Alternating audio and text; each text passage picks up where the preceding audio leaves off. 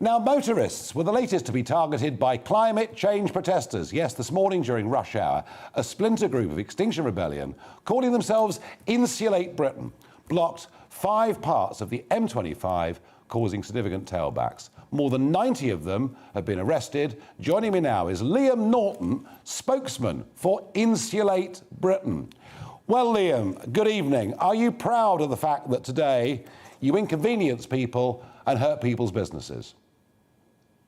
Well, I agree with you that we inconvenience people and we hurt people's businesses. I agree with that, yeah.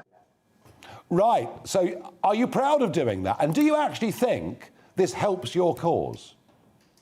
It's not about whether I'm proud with it, but I agree with your statement that that's what we did. Well, I asked you another question. Do you think by behaving like this that it helps your cause?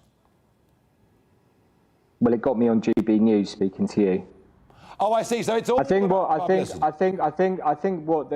the important question here is, why are 82-year-old pensioners sitting on the road today, Nigel? Have you thought about that? No. Well, it could be that they're deluded. I mean, well, I'll tell you why. It could be they're deluded, or it could be any reason. But the point I'm making to you is, to win public arguments, you need to have general support and sympathy. And I'm putting it to you, what you're doing is alienating people. No, what we're doing is coming up with a realistic demand to get out of the crisis that we find ourselves in. And this is a reality that we find ourselves in at the moment in terms of the climate crisis. And what Insulate Britain are proposing is a realistic plan to get out of it. Insulating our homes will give the best value for money in terms of lowering emissions. It's going to provide hundreds of thousands of proper jobs, meaningful jobs. And it's going to stop thousands of our pensioners dying in their homes each year because they have to choose between food or heat, which I'm sure you'll agree, Nigel, is an absolute stain well, I on would. this nation's conscience. No, Liam, I would. And one of the problems here, of course, is we've subsidised green energy so much that electricity prices are about 25% higher than they should be. Liam, time is very short. I'm pleased to have you on because what you did today is newsworthy. You seem very proud of that fact. I mean, you could go out and do even more awful things and get publicity if that's what you want.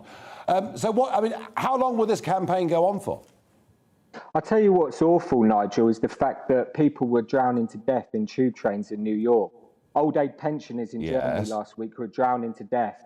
What we're seeing at the moment is an absolute emergency, and we're not seeing the government doing anything realistic to get ourselves out of it. We are in a reality here, right? A physical reality, and that's the state that we're in. And what we're talking about is we're asking Boris to get on with the job. He's dithering about and not doing anything realistic. No, he's not. No, he's not. He's actually moving more quickly than many other governments. Liam, I'm going to have to love you and leave you because we're out of time. In a moment, I'll be talking pints with Ian Paisley from the DUP.